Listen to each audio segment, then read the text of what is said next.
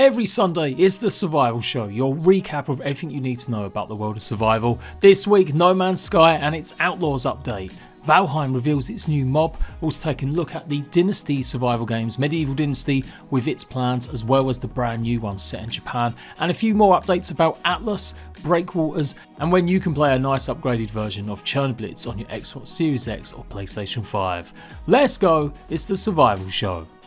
Obviously, No Man's Sky launched its Outlaws update, adding a whole host of new cloth simulation, especially sexy capes, and brand new spaceships, combat overhauls, and a lot more, with an underground smuggling network now in the game where you can do basically more missions, new stuff going on, and have more encounters with enemy patrols. Not only that, you can have wingmen on your side, and really just so much more. Too much in fact to cover in just this little news video, but what I do want to talk about is absolutely leading the way, showing up every other game under the sun in terms of how to support it with free content, not a microtransaction in sight, just killing it with its content and free updates. They also let slip that they are working on another project. This is the second time we've heard mention of this, and it's got bigger or just about the similar ambitions as No Man's Sky, but it is being made by a small team, and it's not going to stop the content. No Man's Sky is going to continue to see the same sort of updates hit, supported in exactly the same way for, I guess, a long time still to come. I can't wait to hopefully get some time to jump in and see all the new content I've been missing out on really over the last year or so. No Man's Sky also is obviously coming to the Switch. That's going to be later on this summer, so that might be the time to revisit No Man's Sky and see all the great improvements they've actually added. As ever with these updates though, there was a few issues. Apparently the pirates that attack you were spawning just a wee bit too much. I'm expecting that to be nerfed or has already been fixed. But yeah, it's looking great once again. Another free content update for No Man's Sky.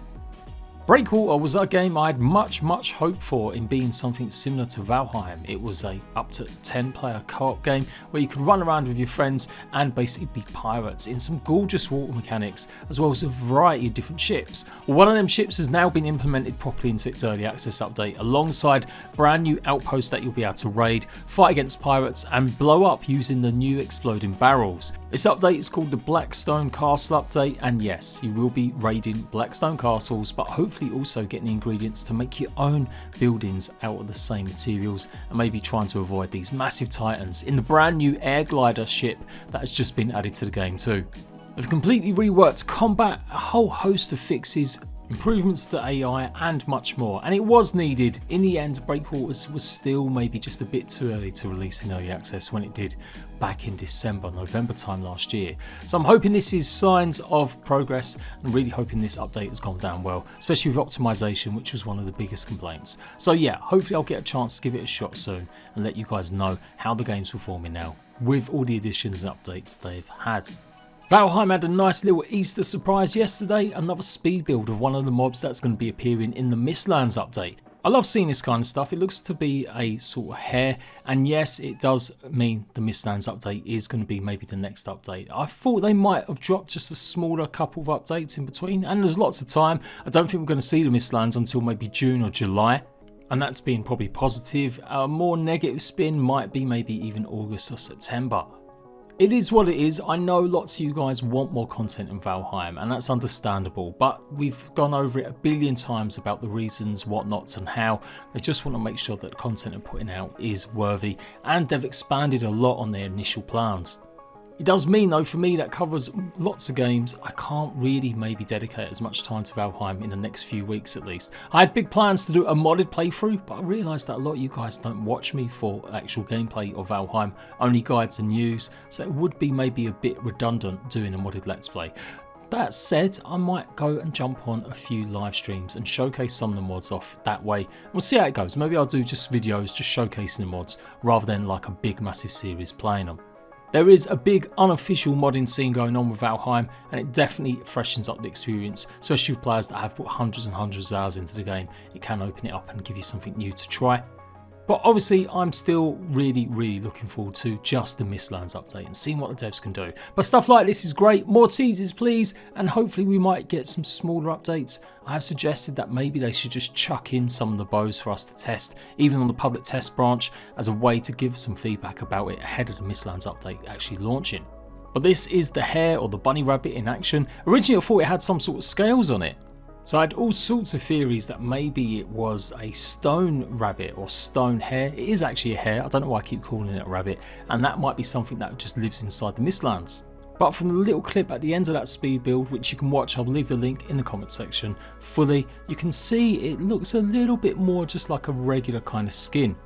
But either way, pretty cool. Imagine if it's a lucky item, like getting a hare's foot to give you some additional luck points or something like that. And the background definitely looks like it is the Mistlands kind of template. Just going by a few of the other pictures we've seen. So definitely a Mistlands creature, and hopefully it won't be too long before we get more info.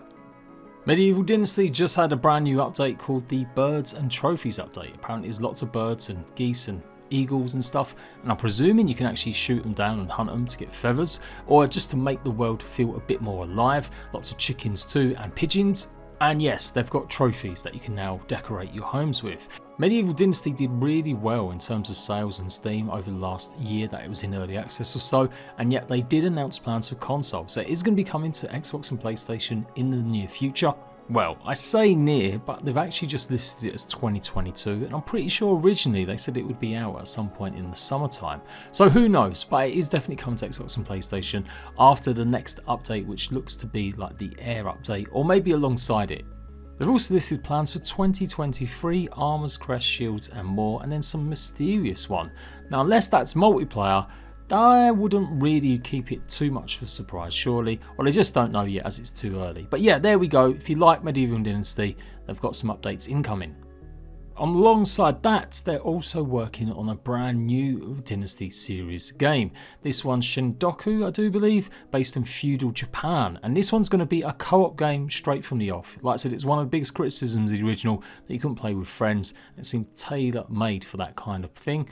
They are going to be having co-op options with this next one, and it's more or less a lot of the same sort of stuff. Building up your town, protecting it possibly from other attackers, although it does look like from the Steam page more of a focus on actual combat, which was pretty minimal and actually a bit rubbish in Medieval Dynasty.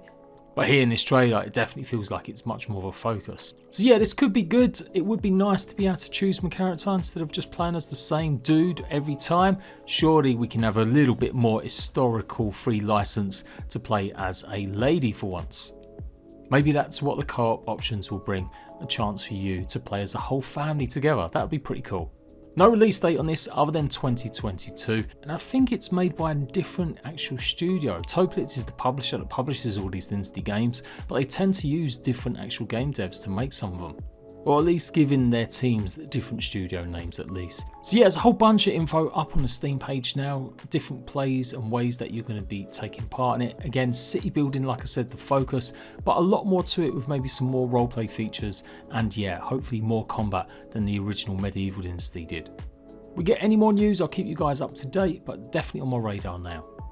Chernobylite, the spooky survival game set in Chernobyl, is coming with a nice fat upgrade for Xbox Series X and PlayStation 5. The game's been out obviously a good while now on consoles, and a lot of you guys are telling me it's great. We tried it on stream and I did like the idea of it. It's got some mechanics where you can set up camps, upgrade stations and recruit NPCs to the calls, all the while trying to avoid some really creepy little mobs and enemies, and yeah, hoping to find the mystery of what's gone on in Chernobyl.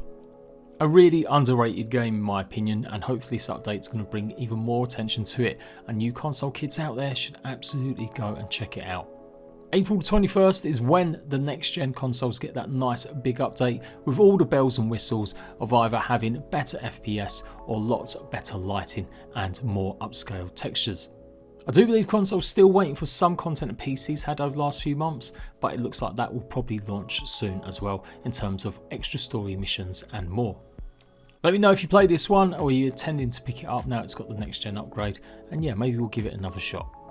Atlas has got another update, and to be fair, they've been updating on a monthly basis now. This one is the industrial update, adding a whole plethora of new stations. Ones that you can tame animals super quickly, others where you can get some of the endgame resources maybe quicker, basically farming oil or special resources, and then yes, actual proper big industrial units.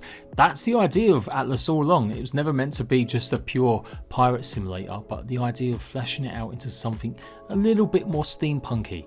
In fact, they had flying airships on the cover art of Atlas. It was a big feature that I was expecting to see, but obviously it's been a couple of years now since full release and we haven't seen anything like that. So this might be the road to kind of putting some of that content back in. Bunch of statues as well to give you XP, and some new regions to explore that won't be available unless you go, I'm guessing, through some sort of portal. As much as I'm talking positively about Atlas now, it can't be ignored that every time I speak to someone that's tried it, they're still saying the same thing, that Atlas just isn't there yet. There's just some problems with it, or it's just not really keeping their attention long enough. Also a bit concerned that every update they put out like this, at the end they're putting literally that things may change by the next update. Just a reminder that basically we don't really know if any of these ideas are going to stick. Atlas could probably do with some more trailers being made. Come on, wildcards, Grape Shot, put your money where your mouth is and get some extra help promoting this game, because it is still kind of dead.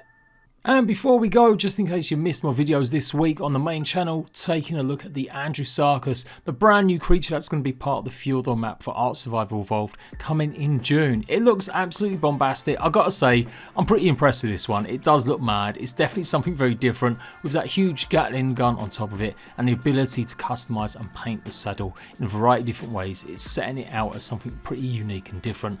Hopefully the map is gonna be just as good. I've just started my 100 days playthrough on the PC version, which isn't going to obviously have all the full features, but I want to be a Viking in Ark, so hopefully that's going to be returning once I get some server issues sorted out. I'll give you a bit of a detailed breakdown of Last Oasis in the last 10 days, how it's struggling for players and the devs haven't been communicating for 8 months, and then literally 2 days after that video we got a Season 5 update. Now the devs did actually tell me it was just coincidence, but I'm not too sure. Either way, I'm just glad to see them finally talk to their fans. A new community manager in place talking about big plans, radical changes for Last Oasis, maybe getting more focus on mobs with new mobs, reworks on them, including this guy, a massive mountain like a crab, and you'll be able to scale it, I'm guessing, and get lots of loot. I've got my theories that they'll probably be nerfing PvP in some way, or definitely expanding on the PvE experience, because it just hasn't been working what they've been doing over the last year and a half with their seasons focused on PvP. Fingers crossed this really is the beginning of better times for Last Oasis. I absolutely love the core concept of the game. I really want them to succeed. Hopefully this is going to be the start of it. And of course, I've still got to plug my second channel as much as I can. I have been doing Core Keeper, showing you guys an Easter event they've just added to the game, where you can get all sorts of crazy new loot by defeating a special variation and getting nice Easter eggs everywhere. Not been doing as much Core Keeper lately, more on Grounded on that side of things on the second channel, but for sure there's lots I still want to do. So go and check my channel out if you want to see Core Keeper and Grounded coming up in the near future. And that's about it. If there's any games I've missed, any big news I should be covering, let me know in the comment section down below, and I'll be back next Sunday for your survival show recap. Till then, laters ratbags.